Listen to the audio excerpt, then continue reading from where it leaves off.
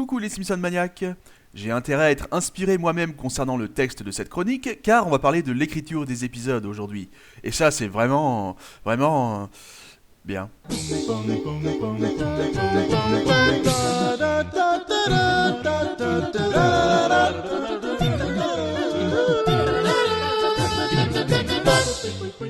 L'équipe d'origine pour l'écriture des scénars était composée de 8 personnes, mais naturellement, le nombre d'épisodes augmentant, le nombre de scénaristes a augmenté avec, et de nos jours, on est plus aux alentours du double.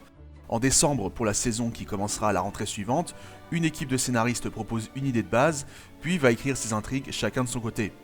L'important est qu'ils n'oublient pas les dessins de la machine à remonter le temps. Attendez.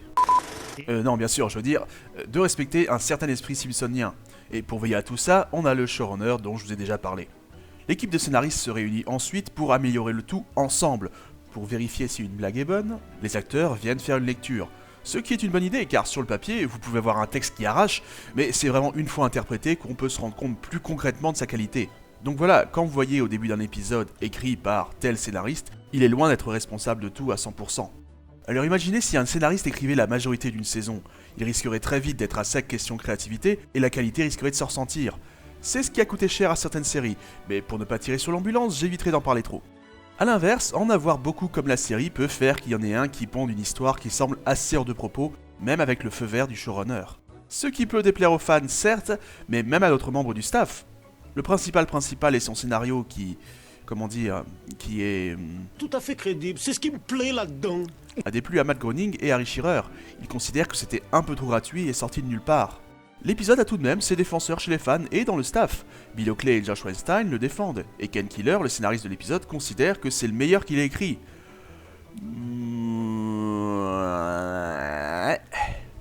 Ken Killer, c'est aussi le scénariste entre autres de Burns fait son cinéma, De Mauvais Voisins et Le Mystérieux Voyage d'Homer. Mais bon, on va pas le contredire, hein.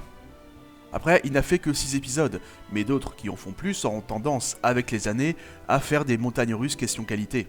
George Meyer, par exemple. Il a écrit Homer l'hérétique et Les Parents Trinques. Al Jean a fait plein de bons épisodes, voire très bons, comme le chef-d'œuvre d'Homer. Et plus récemment, L'homme qui vint pour être le dîner. Oui, même quand on est bon d'habitude, on peut pas toujours être top. Après, je parle de leur raté, involontaire donc, mais les scénaristes aiment bien nous troller aussi de temps en temps. Dans un monde trop parfait, ils espéraient que les spectateurs croient que le déménagement des Simpsons serait permanent, vu la manière assez longue dont c'était présenté, et avec un au revoir de tout Springfield. Quelle bande donc. Et bien sûr, l'éternelle question, l'état dans lequel se trouve Springfield. C'est un peu comme le nom de famille de Malcolm dans la série éponyme, on ne le saura jamais. Et non, comme l'épisode a un statut particulier, le Kentucky donné dans Derrière les rires ne peut être considéré comme la réponse définitive. Car évidemment, contrairement à ce que dit Lisa dans Aventure au Brésil, les indices laissés dans les différents épisodes ne permettent absolument pas de découvrir l'état dans lequel vivent les Simpsons. Les scénaristes ne se sont pas véritablement penchés sur la question, et ces indices, entre guillemets, se contredisent à diverses reprises. Nos rares instants de revanche quand les scénaristes font quelque chose qui nous déplaît sont depuis l'époque où on peut donner notre avis sur internet, au point que, dans les commentaires audio des DVD, il arrive que le staff doive se défendre lorsque les internautes disent du mal d'un épisode en masse. La preuve qu'ils écoutent ce que disent les fans. Enfin, les fans américains, hein. Oui, faut pas déconner, les internautes français ils s'en foutent. Et puis, pour la petite blague trop lolilol, vous savez l'adresse email qu'Homer donne à Dexter Colt dans Pour l'amour de Lisa? Eh ben, c'était celle du scénariste Matt Selman, et il a dû la bloquer à force de recevoir des messages. Acharnement gratuit. Oh, et j'imagine que beaucoup d'entre vous êtes au courant, mais les scénaristes des studios Itchy et Scratchy, vus dans par exemple Tous à la manif, Le roi du dessin animé ou encore Itchy, Scratchy et Pucci, sont des caricatures des véritables auteurs de la série. Ou encore le géant vu entre autres dans 22 courts-métrages sur Springfield, c'est une caricature de Ian Maxton Graham, et le personnage d'Otto est une caricature du scénariste Wallace Wolodarski. Maintenant, une question qui a déjà taraudé bien du monde ayant écrit une fanfiction estimée géniale, il ne faut pas trop rêver, même si vous êtes parfaitement bilingue et même si vous habitez à LA, vos chances d'écrire un épisode qui sera un jour diffusé sont aussi peu élevées que Matt Groening qui me fait un jour un compliment pour mes vidéos. Autant vous dire qu'il faudra vous accrocher. Si vous n'intégrez pas l'équipe d'écriture de la série, il vous faudra être connu. Comme Ricky Gervais qui a écrit Échange d'épouses, ça valait le coup. Seth Rogen et Evan Goldberg ont écrit Super Homer, ou Judd Apatow, Bart New Friend. Il l'avait écrit quand il avait 22 ans, à l'époque de la diffusion de la première saison. Donc 26 ans plus tard, son script est devenu un épisode. De quoi tout de même donner un petit espoir à tous les jeunes fans pour qu'un jour leur idée soit produite.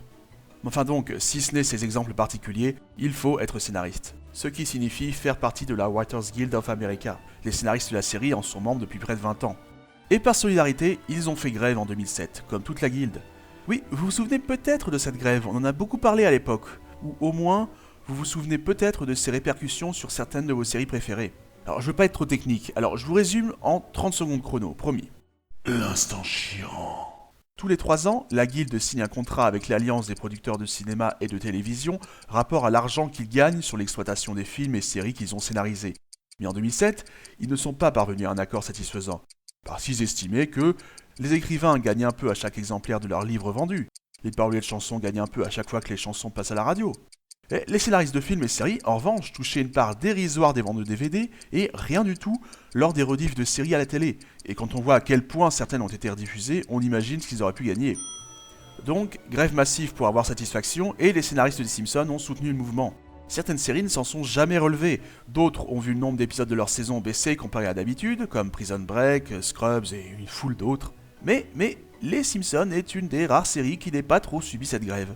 Alors ok, la saison 19 est certes la plus courte depuis la première, mais elle compte tout de même 20 épisodes. Pour une moyenne habituelle de 22, ça va quand on voit combien certaines autres séries ont souffert. Pour finir, je vous proposerai bien un petit carré d'as personnel des scénaristes, si vous êtes d'accord. Alors, quoi ? Il y en a qui sont pas d'accord ? Dans ce cas, je me vois dans l'obligation de... Magnéto Serge. Richard appelle, et comme on dit dans le milieu, quand Richard appelle, décroche. Il n'a pas écrit tant d'épisodes que ça, mais on a des valeurs sûres que vous pouvez voir ici. Bill Oakley et Josh Weinstein. Ok, c'est de là qu'on compte pour un, mais ils ont toujours coécrit leur épisode ensemble alors. Donc on a 3 épisodes remarquables sur Marge. Marge a trouvé un boulot, Marge à l'ombre, l'enfer du jeu, mais aussi dans un autre ordre d'idée, la potion magique, et ce qui va mettre tout le monde d'accord, qui a tiré sur Monsieur Burns, partie 1 et 2. Mais les 2 premiers sont plusieurs crans au-dessus. Ian Maxton Graham. Alors, juste pour info et pour le placer, c'est le fils indigne de Monsieur Burns, Homer contre New York, pour quelques milliards de plus, Vive les éboueurs, La vieille peur d'Homer, Le tube qui tue, Attrapez-nous si vous le pouvez, La grande malbouffe, L'histoire apparemment sans fin, 24 minutes, Maggie s'éclipse, ça va je crois, Dans les 22 épisodes qu'il a écrits, malgré quelques petits bugs pas non plus totalement déshonorants, la nouvelle marche par exemple, il n'a selon moi aucun échec cuisant et concrètement on lui doit quand même ce qui sont probablement les meilleurs épisodes de pas mal de saisons, notamment les éclaircies de saison assez critiquées par ailleurs. Alors chapeau. Mais il y a un homme qui va encore plus loin, et cet homme c'est... John Swartzwelder. Quelle foutue surprise, se diront les connaisseurs. Cet homme est... un extraterrestre, je sais pas, près de 60 épisodes à lui tout seul déjà et... Depuis combien de temps ça dure là ? Ah ouais quand même, 8 minutes. Écoutez, je crois que je vais faire une vidéo spécialement sur lui, un de ces 4 là, j'ai pas le choix. Oui, je sais, mais croyez-moi, il y aura beaucoup de choses à dire. Du coup, au plaisir de vous retrouver la prochaine fois les loups. Et ainsi se termine ce chapitre.